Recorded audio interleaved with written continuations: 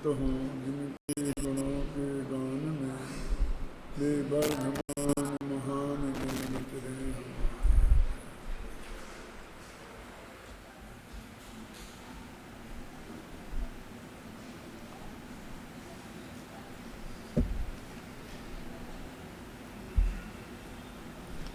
ये अपना गाथा 109 से 112 तक चल रहा है, जिसमें अपन समय सार के अनुशीलन में पेज नंबर 179 पर पढ़ रहे थे, है ना।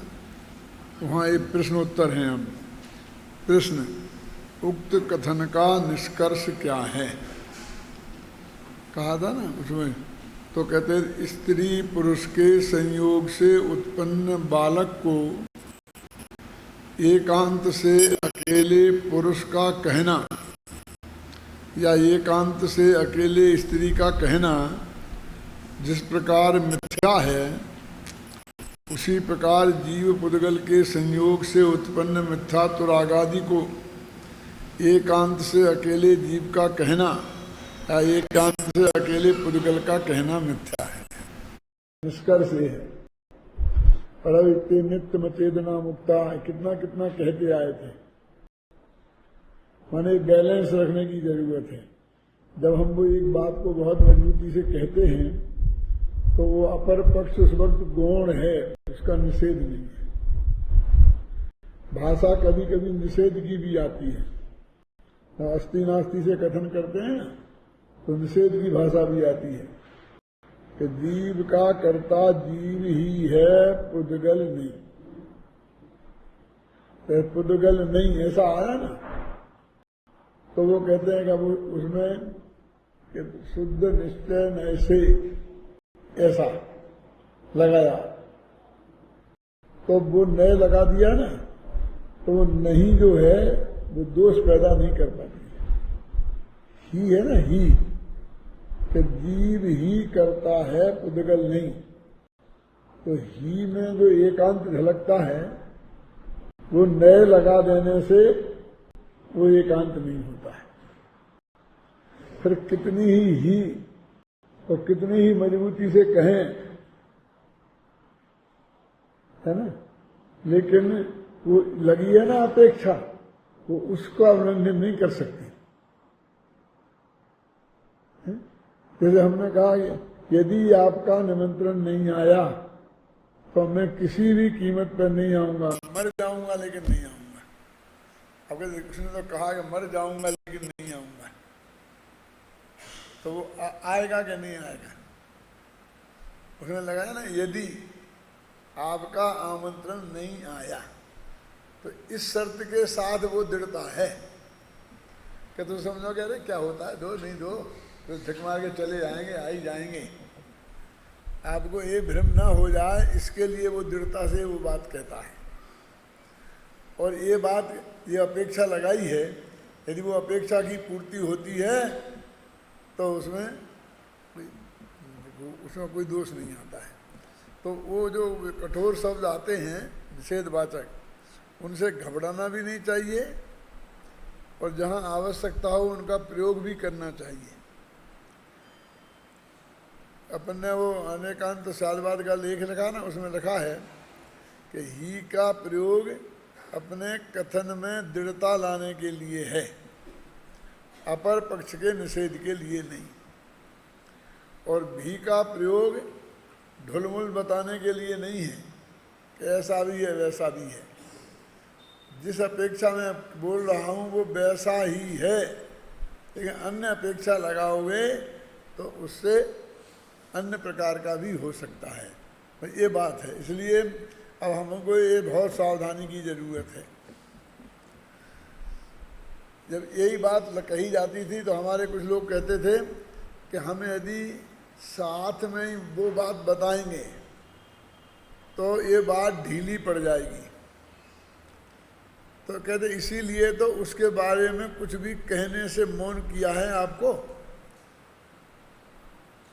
गौण का मतलब ही होता है चुप्पी, ऐसा लिखा है उस बारे में।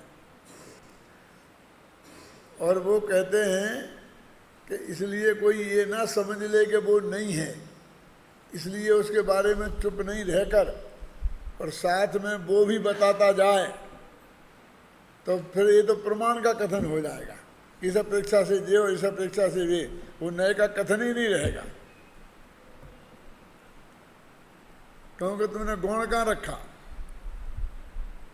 तुमने तो उसके बारे में बोल दिया ना, तो गुण तो रहा नहीं और निषेध कर दिया तुमने। उसके बारे में गुण रखना था, तो गुण का अर्थ चुप्पी है। देखो फिर प्रश्न कि यह सब तो ठीक है, कौन सा, कि वो अकेली माँ का भी नहीं कह सकते बेटे को, ना अकेले पिता का कह सकते हैं, अपेक्षा अपेक्षा अलग अलग है, दोनों अपेक्षाएं लगानी पड़ेंगी। कि यह सब तो ठीक, पर वे रागादि सूक्ष्म शुद्ध निश्चय नैसे किसके हैं, जीव के या पुद्गल के। देखो बहुत से लोग ऐसे अपन से कहते हैं ना, फिर तुमने एक निश्चय ने से ऐसा है, व्यवहार ने से ऐसा है, अभी नए में तो तुम्हारे ठीक है, लेकिन तुम तो ये बताओ कि सच में क्या है कि क्या है। बोलते ना आपस में कि तुम सच्ची बात बताओ ना, ये अपेक्षाएं मत बताओ, हैं अपेक्षाएं मत बताओ, तुम तो क्लियर बोल दो कि क्या बात है। उसको वो इस भाषा में बोलता है कि सूक्ष्म शुद्ध निश्चय नैसे क्या है, ये क्लियर बोलो। उत्तर, अरे भाई पहले कह दिया था ना कि सूक्ष्म शुद्ध निश्चय नैसे उनका अस्तित्व ही नहीं है, अब इसके अधिक और हम क्या कहें। क्या मतलब ये है कि वे दोनों मिले, हम इस बात को ही नहीं मानते हैं। क्या ये नए हमने माने, ये नए तो सूक्ष्म शुद्ध निश्चय नए है अथवा परम शुद्ध निश्चय नए है या परम भावग्राही द्रव्यार्थिक नए है, वो कहते हैं पहले मिले माने क्या है। जैसे हम दोनों देखो, एक ब्रह्मचारी और एक ब्रह्मचारिणी का संयोग हो जाए और उनके जो बच्चा हो उसे किसका कहोगे, ब्रह्मचारी का क्या ब्रह्मचारिणी का। क्या समझ रहे, ऐसा ही प्रश्न है बिल्कुल। वो कहता था ना बेटा माँ का है कि बाप का, तो कहा ये किसी अपेक्षा माँ का है, किसी अपेक्षा बाप का है। तो वो कहता है माँ ब्रह्मचारिणी है और पिता ब्रह्मचारी है और उनकी जो संतान हुई है वो किसकी है। क्या जवाब दे, मैं आपसे पूछूं, कैसी बात करते हो। उनका संयोग हो ही नहीं सकता, वे ब्रह्मचारी है ना, तुम कह रहे ना, तो उनके बेटा हो ही नहीं सकता, उसका बेटा है ही नहीं। अब तुम जबरदस्ती पूछ रहे कि उसका जो बेटा है वो माँ का है कि ब्रह्मचारी का है कि ब्रह्मचारिणी का है, क्योंकि ब्रह्मचारी और ब्रह्मचारिणी के बेटा होते ही नहीं। ऐसा ये नए उस संयोग की बात को स्वीकार करता ही नहीं। तो वो कहे कि नहीं सब हो जाए तो फिर वो ब्रह्मचारी ब्रह्मचारिणी कहाँ रहे, फिर तो माँ बाप हो गए ना, और माँ बाप हो गए तो वो माँ बाप वाला नए लग जाएगा उनको। आप समझिए ना, फिर वो ये नए नहीं लगेगा ना, फिर वो माँ बाप वाला नए लगेगा ना, ऐसे ये बात है। अरे भाई पहले कह दिया था ना कि सूक्ष्म शुद्ध निश्चय नए उनका अस्तित्व ही नहीं है, अब इससे अधिक क्या कहें। यदि मिथ्यात्वादि प्रत्यय ही कर्म करते हैं तो करते रहें, इसमें जीव का क्या आया, इससे जीव का क्या लेना देना, क्योंकि शुद्ध निश्चय नए से वे जीव के नहीं हैं। यह बात सब्बे शुद्धाहु शुद्ध नया, शुद्ध नए से सब जीव शुद्ध ही हैं, यह आगम वचन से सम्मत ही है। अब वो कहते हैं ना कि राग देश तो उसके हो गए, कहते भैया हो गए, शुद्ध निश्चय नए का विषयभूत जो आत्मा है उसमें नहीं हुए। जो राग देश को वो कहते हैं ये अलग है और ये अलग है नहीं कहता है, वो तो उसकी दृष्टि में तो उसमें कुछ हुआ ही नहीं है। क्या यदि कोई कहे कि मिथ्यात्व के उदय में मिथ्यात्व होकर ये जीव मिथ्यात्वादि कर्मों को भोगता है अतः कर्ता भी होता है। देखो ये तीसरी गाथा है ना, देखो उसमें आया ना, वो भोक्ता की बात बीच में आ गई, वो एक शिष्य का प्रश्न है कि तुम कह रहे कि उसने किया ही नहीं, उसने किया ही नहीं, लेकिन भोग तो रहा है, नरक निगोद में पड़ा है, संसार में अनंत दुख उठा रहा है, और तुम्हारी इस दोना पत्ती करने से क्या होता है कि उसमें राग द्वेष हुए ही नहीं, वो दुखी है ही नहीं, वो दुखी है ही नहीं। ऐसा नहीं लगता बिल्कुल दोना पत्ती कर रहे हैं, जबकि वो इतना दुख उठा रहा है। कि यह कथन ठीक नहीं है, क्योंकि शुद्ध निश्चय नय से आत्मा कर्मों का भोगता भी नहीं है। जिस नय से करता नहीं है उस नय से भोगता भी नहीं है। जब वह भोगता ही नहीं है तो करता कैसे होगा? इस प्रकार यह शास्त्र सम्मत ही है कि आत्मा शुद्ध निश्चय नय से कर्मों का कर्ता भोगता नहीं है। अब जो एकांत से जीवों को कर्म का अकर्ता मानते हैं, उनके मत में क्या दोष है ये बताते हैं। देखो, आपने खुद अकर्ता सिद्ध किया ना, और अब कहते जो ऐसा मानते हैं उनकी क्या गलती है? तो क्या फर्क हुआ? कहते हमने तो इस नए से बताया है क्या, और तुमने उसे सर्वथा मान लिया। फिर यही तो झंझट है। जैन दर्शन को समझने में सबसे बड़ी तकलीफ है, तो बैलेंस बिगड़ा और गया। तो कहते हमारी समझ में तो नहीं आता, कि नहीं आता तो नहीं आता। ये तो तुम्हें दोनों बातें एक साथ दिखेंगी तो ही तुम्हारी समझ में आया ये माना जाएगा, तो ही तुमने जैनी हो, नहीं तो तुम जैनी ही नहीं हो। कि वो त्रिकाल शुद्ध भी दिखे और वर्तमान में अनंत दुखी भी दिखे क्या, और उन दोनों में आपको परस्पर विरोध नहीं लगे, तो ही तुम उस बात को सही समझे हो, नहीं तो सही समझे नहीं है क्या। इसके लिए बहुत अच्छा उदाहरण है कि सीता जी के भाई का नाम था भामंडल, जानते हैं? पिता का नाम था जनक, पति का नाम था राम, और बेटों का नाम था लव और कुश। अब मैं ये पूछना चाहता हूँ कि सीता माँ थी, पत्नी थी, बेटी थी या बहन थी? तो आप कहें चारों थी, ये तो सीधा सच्चा जवाब है। तो चारों थी तो फिर चारों होंगी तो कितने परसेंट माँ थी, कितने परसेंट बहन थी, कितने परसेंट पत्नी थी और कितने परसेंट बेटी थी? बोलो। कि नहीं, चारों ही 100% थी। तो एक इकाई में 400% होते हैं? कहाँ होते हैं? अपनी अपनी अपेक्षा से। कि इसकी जांच करें तो ये कहते हैं, अब जरा सीता जी को जरा बगल में खड़ा कर दो। सीता जी को तो इसलिए लाया हूं मैं कि जिससे आपके दिमाग में पवित्रता रहे, और उदाहरण को आप यहाँ वहाँ भटका के नहीं ले जाएं। एक महिला के सामने उसके पति को, बेटे को, भाई को और पिता को खड़ा कर दें, चार को, और उससे ये कहें कि मुझे एक आदमी को मारना है, तो तू बता कि इन चार में से मैं किसको मार दूं? क्या वो जवाब दे सकती है कोई?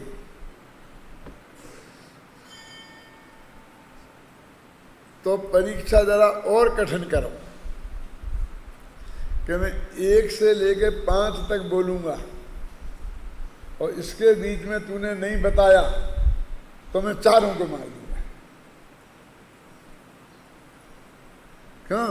अब सवाल मारने का नहीं रहा, तो बचाने का रह गया ना, कि वो 5 मिनट के अंदर 5 बोलेगा वो, तब तक वो चाहे तो 3 में से जिनको चाहे वो बचा सकती है।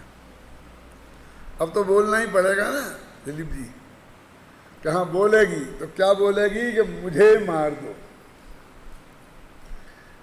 उन 4 में से किसी को मार दो वो नहीं कह सकती है। अब तो सीता जी को तो अपन ने अलग कर दिया था ना, इसलिए किया था, वो बात आगे कहता हूं कि कोई महिला कदाचित ये सोचे, सीता जी तो नहीं सोच सकती थी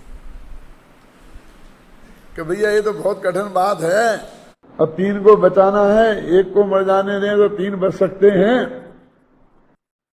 अब इसलिए कहेगा पिता तो क्या है, उनकी उम्र हो ही गई है?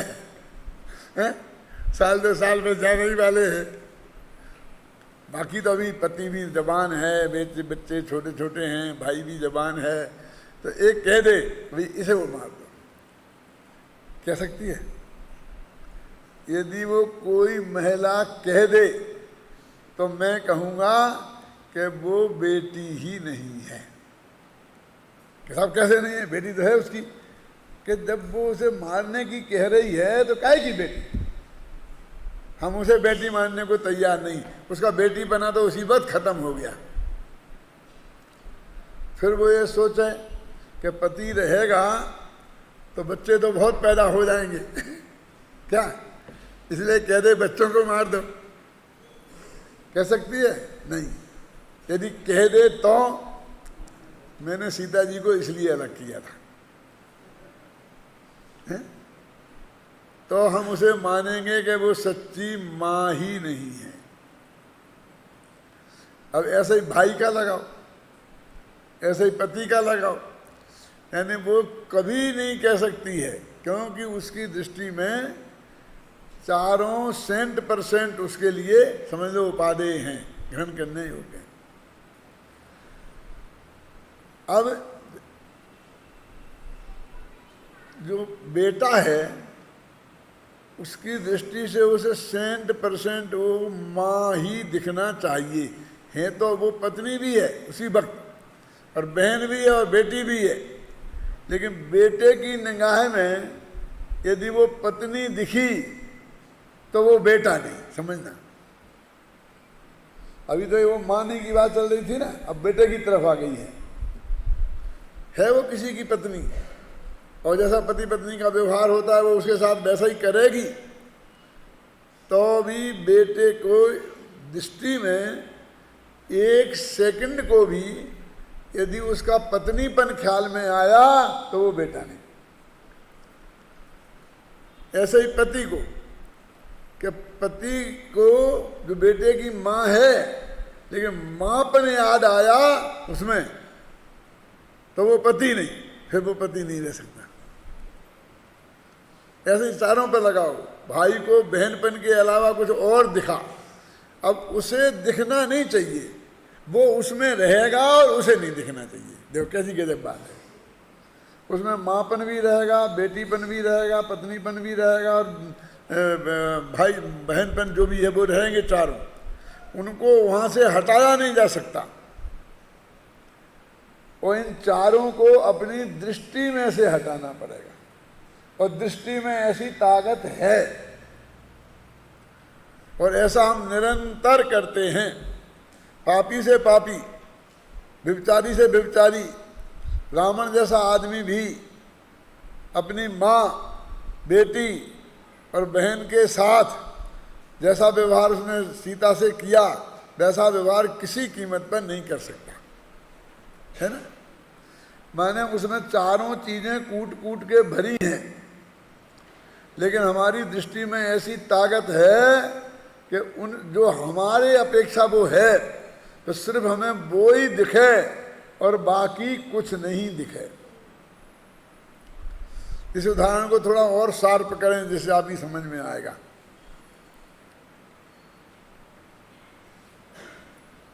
जरा सोचना,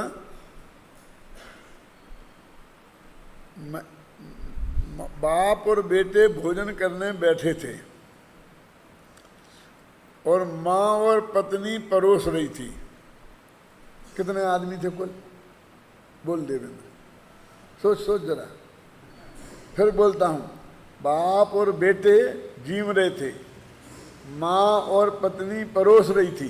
सोचना सब है। तो कितने आदमी थे? हैं? क्या बोल रहा है? 4 के 3 है? क्योंकि बेटे की माँ और बाप की पत्नी परोस रही थी। अभी पुराने जमाने में बहुत समय तक पत्नी पति से बात तक नहीं करती थी सबके सामने, यहाँ तक कि उसकी थाली में रोटी भी नहीं परोसती थी। वो अपने देवर की ससुर की थाली में परोसेगी और फिर वो उसे उसके पति की थाली में ट्रांसफर करेगा। ऐसा हमने देखा है। क्या क्या ऐसा था। इतनी वो मर्यादा बहुत दिनों तक रहती थी, फिर 10-5 साल बाद टूट जाती थी। लेकिन वो माँ इससे ज़रा आगे के ज़माने की हो गई थी, लेकिन इतनी मर्यादा तो वो रखती ही थी कि वो पहले बेटे को परोसती थी और बाद में पति को। तो पति को गुस्सा आ गया, कहे सुनती है, मैं देख रहा हूं बराबर कि तुम पहले बेटे को परोसती थी है और अब मुझे बाद में परोसती है, ऐसा क्या है, क्यों ऐसा करती है? तू बोल, तू इसकी पत्नी है कि मेरी? क्या कहा?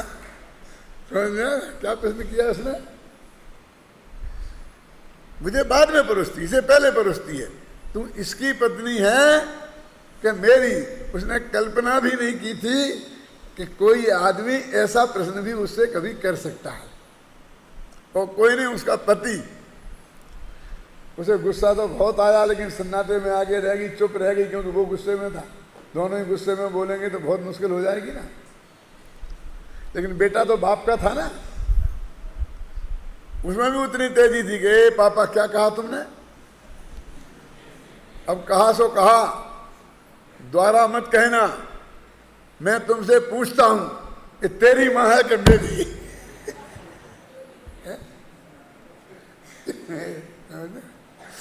मेरी मां मुझे पहले नहीं परोसेगी तो तेरे को परोसेगी। वो समझता है कि मेरी पत्नी मुझे पहले नहीं परोसेगी तो दूसरे को परोसेगी, क्योंकि उस बेटे को वो 100% अपनी माँ ही दिखती है। वो किसी की पत्नी भी है, उसे पत्नीपन तो नहीं दिखना चाहिए अपनी दृष्टि से, लेकिन ये तो उसके ज्ञान का गेय रहना ही चाहिए ना कि वो किसी की पत्नी भी है और वो उससे वैसा व्यवहार करेगी। ऐसे ही पति को भी ये ध्यान में तो रहना ही चाहिए, भले ही उसे वो माँ के रूप में ना देखे, लेकिन अब ये किसी की माँ है, इतना ध्यान तो उसे रहना ही चाहिए ना। तो जैन दर्शन ऐसी तलवार में धार तलने जैसा है कि जब जिसकी जो अपेक्षा चल रही हो, कोई दृष्टि आप पूरी तरह से निगाह में रखो और दूसरी बात बिल्कुल उसके बारे में चुप। क्या ना निषेध करो और ना उसका प्रतिपादन करो, क्योंकि निषेध करते या प्रतिपादन करते ही वो वस्तु मुख्य हो जाती है जिसे हमें गौण करना है। चलो, अब जो एकांत से जीव को कर्मों का अकर्ता मानते हैं, उनके मत में क्या दोष है बताते हैं। यदि एकांत से अकर्ता कहा जाए तो जिस प्रकार शुद्ध निश्चय नय से अकर्ता है, उसी प्रकार व्यवहार नय से भी अकर्ता पने को प्राप्त होगा। क्योंकि तुमने पूर्णता माना कि पूरी तरह अकर्ता ही है, तो फिर सब नयों से अकर्ता हो जाएगा। पूर्णता का मतलब क्या? इस नए से अकर्ता है और तुम कहोगे नहीं नहीं नहीं वो तो अकर्ता ही है, तो फिर तो वो सब नयों से अकर्ता हो जाएगा ना। सर्वथा अकर्ता मानने पर संसार के अभाव का प्रसंग प्राप्त होगा। यदि इस जीव ने कर्म नहीं किए तो ऐसे कर्म बंद क्यों हो जाए? अब जरा समझना, जो अपन बात हमेशा कहते रहे हैं ना, उससे अब उल्टी बात आएगी, बिल्कुल घबराना नहीं पूरी तरह से। देखो, राग हमसे भिन्न है और राग पुद्गल है, कह रहे ना। तो जैसा देह भिन्न है वैसे ही राग भिन्न है। नहीं, क्वालिटी तो अलग है, क्योंकि राग तो चेतन की पर्याय है, उसे तो पुद्गल अध्यात्म में कहा है। अब राग तो है ना, अब राग भी दो तरह का होता है, एक तुम्हारा राग और एक मेरा राग। अब मेरा राग मेरे से भिन्न है और तुम्हारा राग मेरे से भिन्न है, इसमें कुछ अंतर है कि राग भिन्न है, इसमें काम चल जाएगा?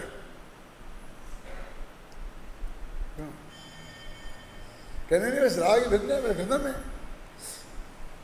लेकिन भाई साहब, मेरे राग के निमित्त से मेरे को कर्म का बंध होता है और तुम्हारे राग के निमित्त से मेरे को कर्म का बंध नहीं होता। यदि अंतर नहीं है तो ये अंतर कहाँ से आया? इसलिए वो राग, मेरा राग में कुछ ना कुछ मेरापन तो है ही।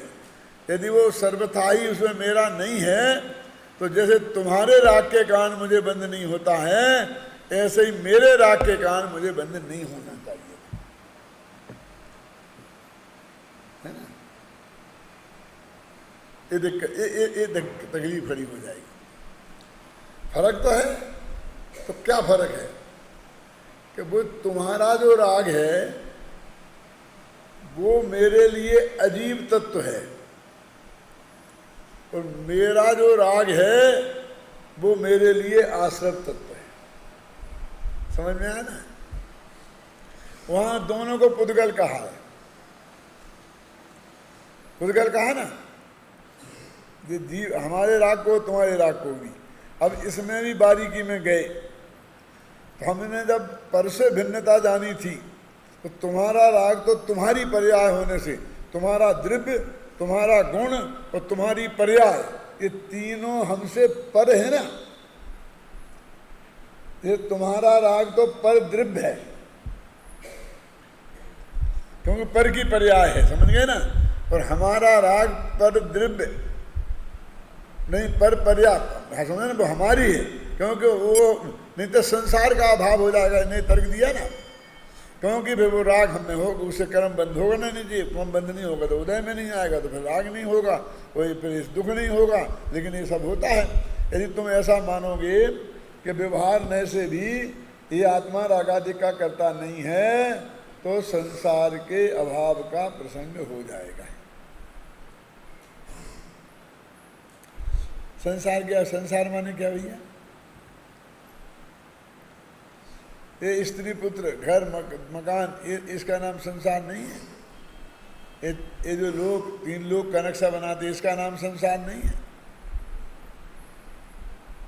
इसका नाम तो लोक है।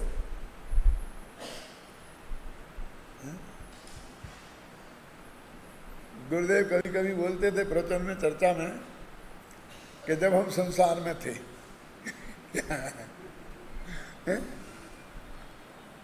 तब एक दफे हम दुकान पर बैठे थे। एक केस में हमको बड़ौदा जाना पड़ा गवाही देने।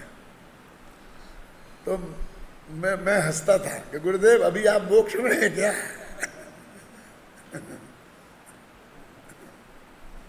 क्यों? गुजरात में गृहस्थ दशा को संसार बोलते हैं और जो हमने दीक्षा ले ली, घर छोड़ दिया, तो उसे संसार नहीं बोलते। तब वो संसार, अब वो जो गुजरात की टोन है वो आप हिंदी में चलाओ तो कैसे चलेगी? आपके घर में नहीं होता है? जब आपका 4 बच्चा बोलता है, पापा जब मैं छोटा था तब मैं ऐसा कहता, अच्छा बेटा अब तो तुम बड़े हो गए हो। हम कहते ना, बेटा अब तो तुम बहुत बड़े हो गए हो ना। क्यों? वो कहाँ से सीखता है? क्यों आप उसको कहते हो कि जब मैं छोटा था तब ऐसा करता था, तो वो भाषा सीख गया, तो वो भी उसी भाषा में बोलता है कि जब मैं छोटा था। ऐसा भाषा चल पड़ती है ना वो, कि जब हम संसार में थे। तुम गृहस्थों को ये चाहिए, जैसे मैंने कहा था ना, अरे हम भैया तुम भी गृहस्थ हैं, हम भी गृहस्थ हैं। क्यों? खुल्ला कहला ऐसा नहीं बोलते हैं कि तुम गृहस्थों को ऐसा करना चाहिए। महाराज आप कौन हो? किसी छुल्लक जी से, अलग जी से, ब्रह्मचारी जी से जाकर के गृहस्थ कह के देखना, यदि बिना पिटे वापस आ जाओ ना तो हम तुमको 5 रुपए का इनाम देंगे। अब हमारी हैसियत तो 5 रुपए की है, हैं? प्रयोग करके देखना। क्या? बहुत प्रेम से। क्या? अपने धर्म तो 2 ही है ना, एक मुनि धर्म और एक गृहस्थ धर्म, है ना? एक श्रावक और एक मुनि। तो अब मैं पूछता हूँ, नग्न दिगंबर दशा के बिना दिगंबर धर्म में कोई साधु हो सकता है? तो उसके पहले सब गृहस्थ ही है ना, साहब के ही है ना, तो उसमें क्षुल्लक, ऐलक और अर्ज का भी आ जाते हैं। गुणस्थान के हिसाब से कोई पंचम गुणस्थान से आगे नहीं हो सकते हैं। और चौथा और पंचम गुणस्थान श्रावक धर्म है, गृहस्थ का धर्म है। ये बिल्कुल पक्की करुणान योग की धर्म कांटे पे तुली हुई बात है। कह नहीं साहब आजकल बहुत आता है कि साहब आर्यिकाओं को भी वो पढ़ाना चाहिए और अर्घ चढ़ाना चाहिए कि पूजा नहीं में क्षुल्लक ऐलक भी कहते हैं अर्घ चढ़ाना चाहिए। एक हमारे घर ब्रह्मचारी आए थे, बहुत दिन पहले की बात है, 40 साल पहले के। तो आके खाना खाने में बैठा है तो कहेंगे तुम मन शुद्धि, वचन शुद्धि, काय शुद्धि बोलो। काय की मन शुद्धि, वचन शुद्धि, काय शुद्धि? हम उसके बिना भोजन नहीं करते तो पता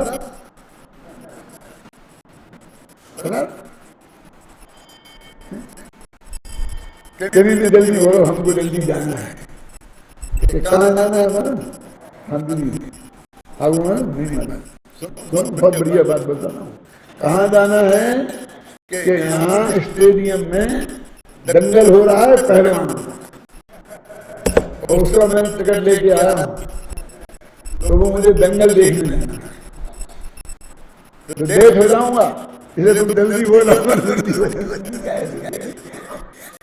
तुम्हारा मारा सीन।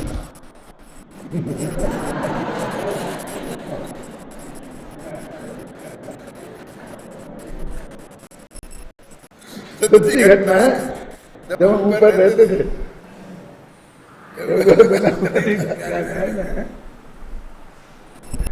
अब वो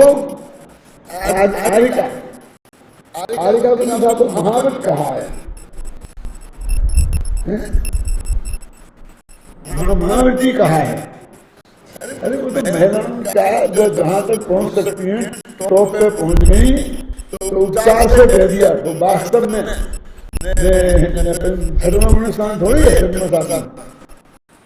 आप सुने ना।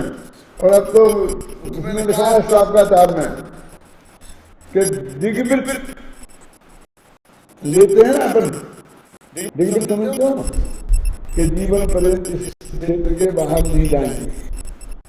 देश वृत्त में कि मैं 1 महीने तक जैसे के बाहर नहीं जाऊंगा।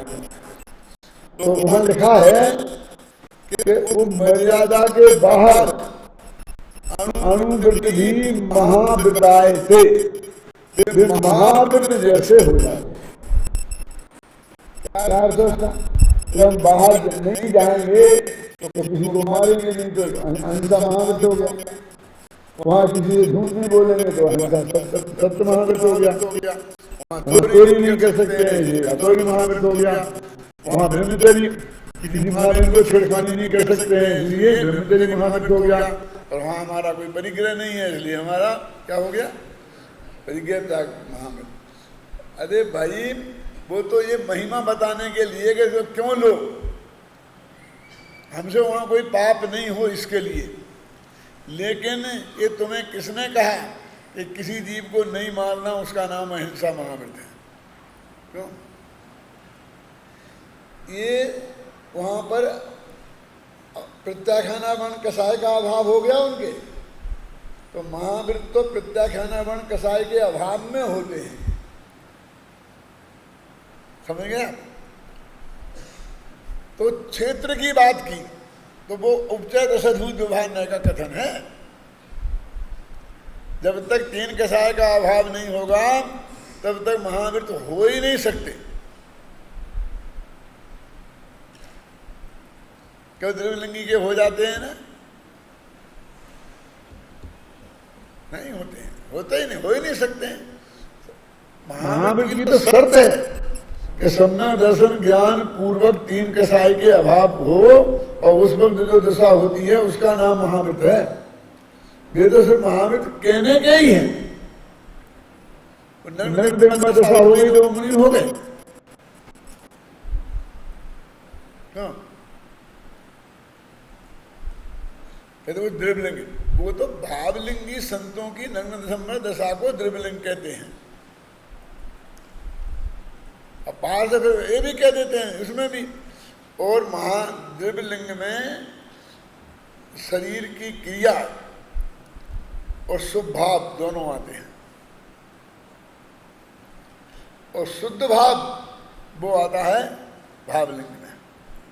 शुद्ध परिणति और शुद्ध भाव आता है भावलिंग में, और मुनि के योग्य आचरण बाह्य में वो और तत्संबंधी शुभ भाव विकल्प वो आते हैं द्रव्यलिंग में। तो ऐसे कथन तो जन्मानी में, कर्मणी योग में, प्रथमान योग में बहुत मिल जाएंगे। टोडामल जी ने तो कितना साफ लिख दिया कि पद्म पुराण में राजा सैनिक को श्राप को उत्तम लिखा है। श्राप को उत्तम लिखा है ना, तो वो तो आवृत्ति थे, तो श्राप को उत्तम तो क्षुल्लक ही लेख होते हैं।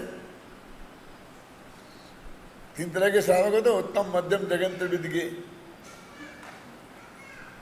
तो उनको कैसे कह दिया? उन्होंने कहा जब राजा थे ना, श्रोताओं में बड़े थे, तो श्राप को उन्हें उत्तम कह दिया।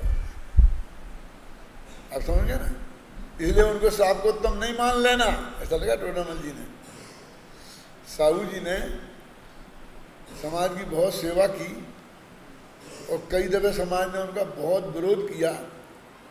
एक दफे तो जब परिषद की मीटिंग थी, उसके वे अध्यक्ष थे, शायद इसी जयपुर में या दिल्ली में, लोगों ने उनकी धोती खींच ली थी और स्टेज पर से छोड़ के भागना पड़ा था। और ये घटना जब हम मुरैना में पढ़ते थे तब घटित हुई थी। और उनमें हमारे गुरुजी थे ना, वो धोती खिंचवाने में मुखिया थे, तो वो आकर के रस ले लेके सुनाते थे, हमने ऐसा कर दिया, भागे, स्टेज छोड़ के भागे, स्टेज छोड़ के भागे। साधारण आदमी नहीं थे, सबसे बड़े उद्योगपति, जैन समाज के एक छत्र नेता, उनकी धोती भरी सभा में लाल किले के मैदान पे जो खींच लेगा, खिंचवा सकता है, वो कितना आदमी होगा समझ लेना। बहुत रस ले लेके हमें सुनाते थे। फिर उन्हीं साहू जी को सम्मेद सकल में पंचकल्याणक हुआ, तो उन्हीं पंडित जी ने मिलके और सब ने मिलके उन्हें श्रावक शिरोमणि की उपाधि दी।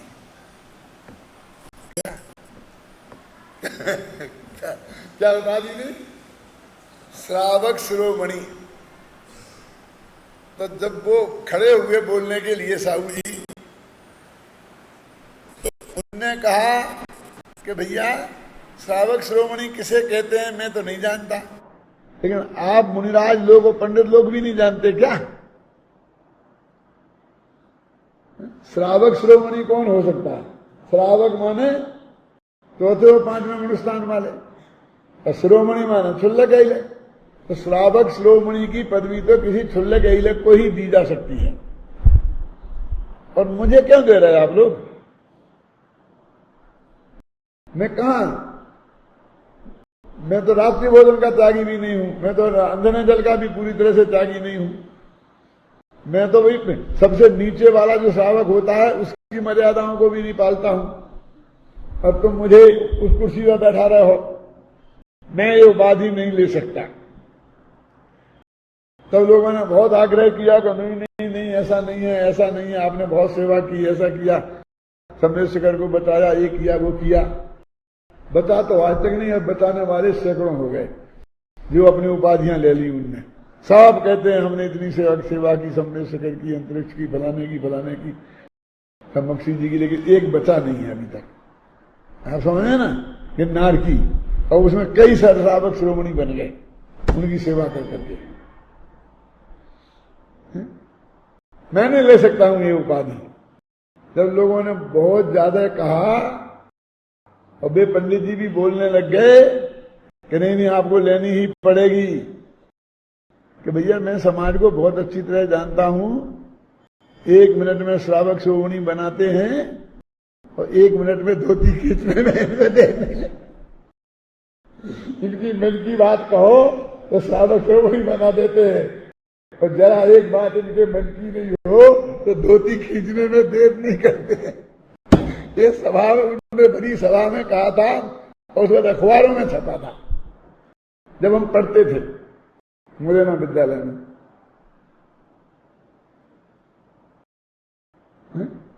ये सन 47 से 52-53 के बीच की बात है, मैं जो आपको बता रहा हूं।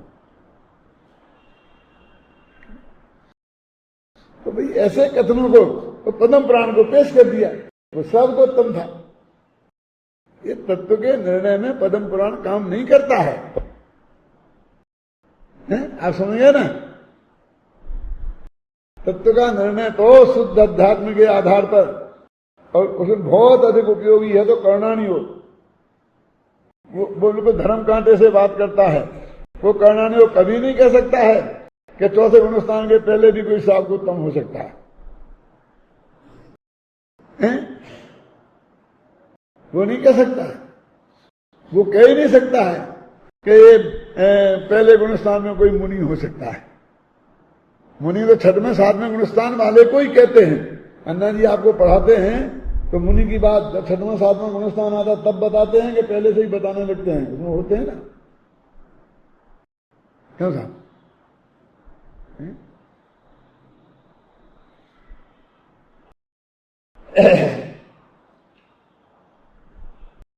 देखो, यदि एकांत से अकर्ता कहा जाए तो जिस प्रकार शुद्ध निश्चय नय से अकर्ता है, उसी प्रकार व्यवहार नय से भी अकर्तापने को प्राप्त होगा।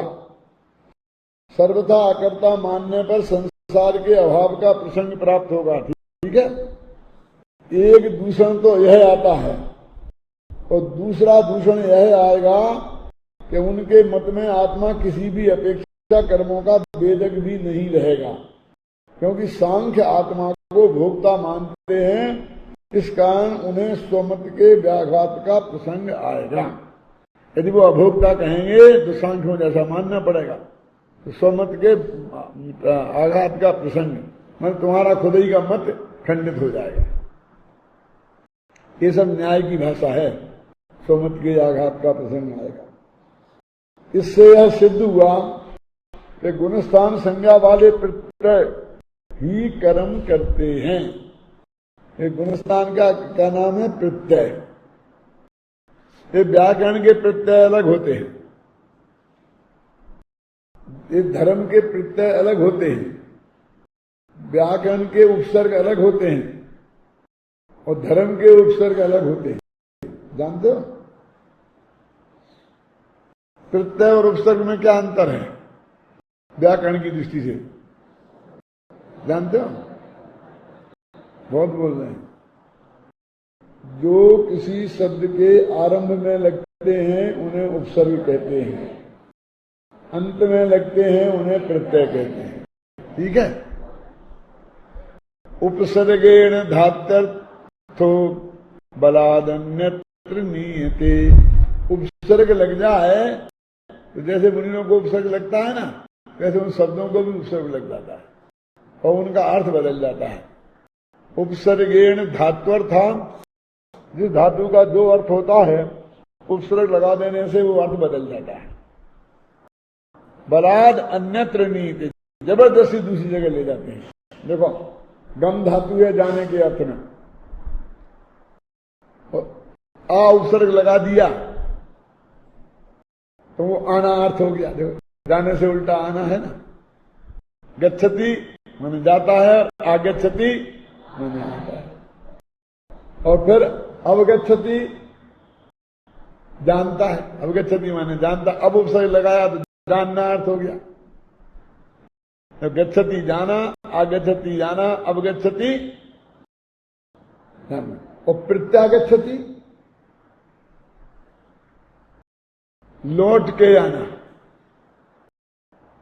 समझे ना, उपसर्गों से किस तरह से अर्थ बदल जाते हैं। और प्रत्यय से तो ती प्रत्यय लगाओ तो एक वचन, ता लगाओ तो दो वचन, फिर आसाद आना सीता अंती है ना, समझिए ना।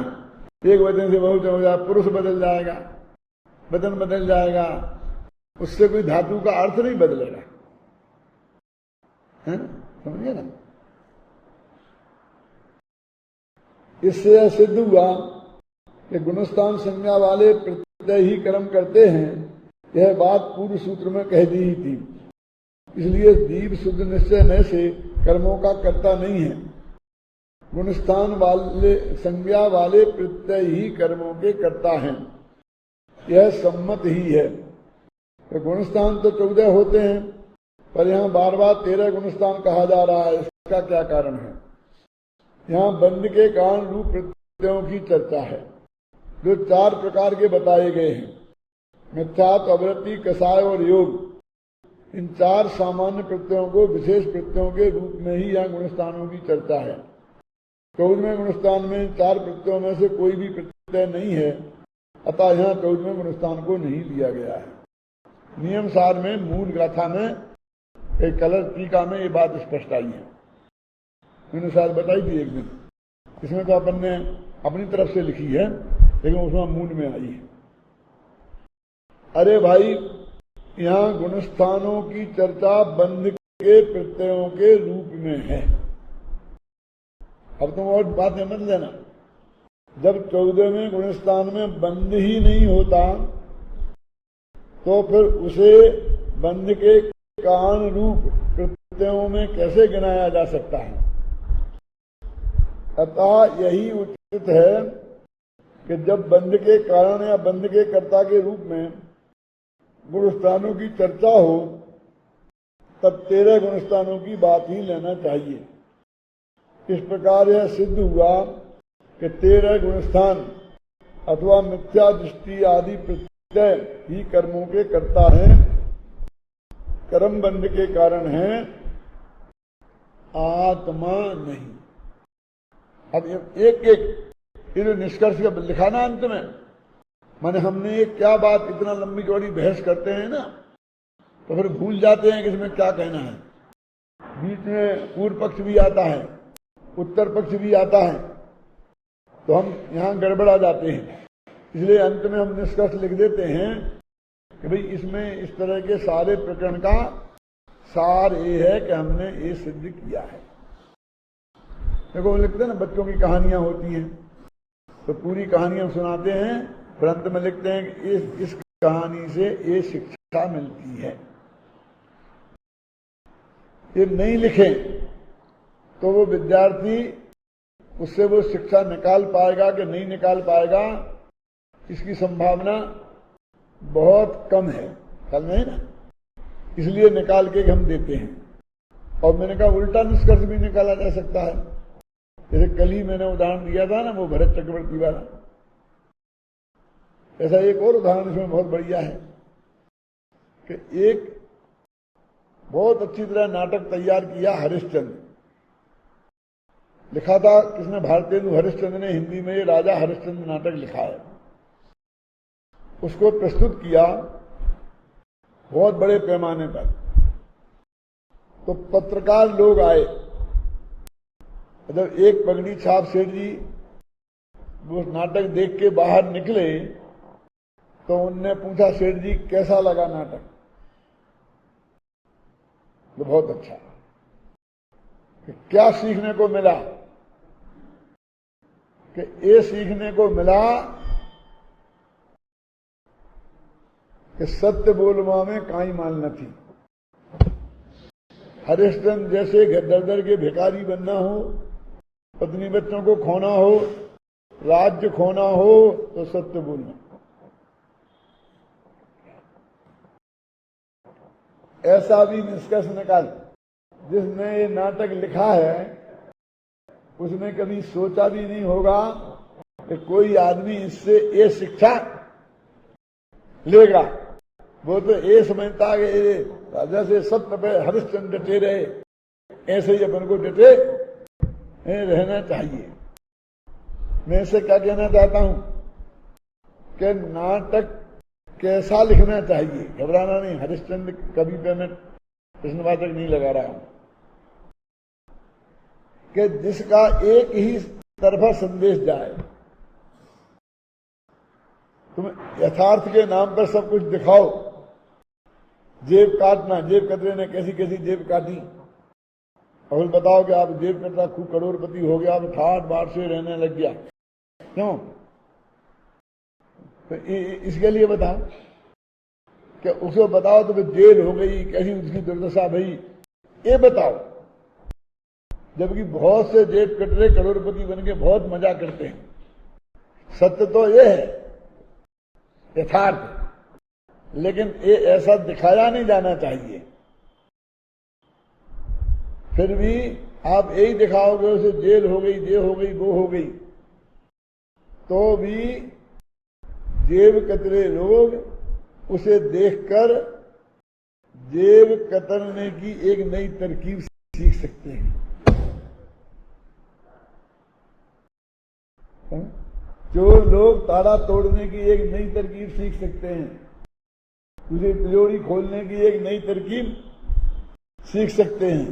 क्या कि यदि उसे कोई छत तो गलवाना हो तो कैसी पिटाई करना चाहिए तो वो सब तो गल देगा, ये भी सीख सकते हैं। ख्याल नहीं कि नहीं?